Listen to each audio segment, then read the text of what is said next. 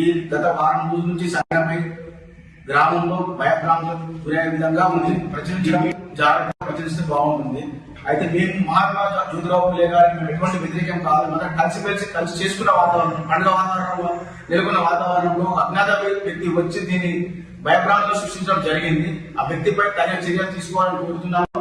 మరి అదే విధంగా మీడియా మిత్రులు కూడా అక్కడ జరిగిన ఎవరో చెప్పిన దానికి మాత్రమే మీరు ప్రచురించడం జరుగుతుంది. కానీ అక్కడ ఉన్నామా, అక్కడ లోకల్ ఎవరికైనా సంప్రదించి అక్కడ జరిగిన వాస్తవం అవాస్తవం తెలుసుకున్నాకనే మీరు ఇస్తే బాగుంటుందని చెప్పేసి నా మనవి.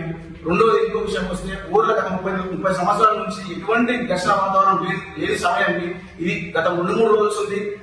కావాలని కొంతమంది ఈ మీడియాలో వార్తలు రాయడం, దాని రాష్ట్రం దాటించి మహారాష్ట్ర, నాగపూర్, ముంబై కొన్ని ప్రాంతాల వరకు కూడా మీరు విస్తరించడం జరిగింది. ఇవన్నీ వాస్తవం తెలుసుకున్నాకనే మీరు పెడితే బాగుంటుంది. దీనివల్ల మా గ్రామం అనేటువంటి తెల్లాపూర్లో చాలా రకంగా బాధాకరంగా ఉంది.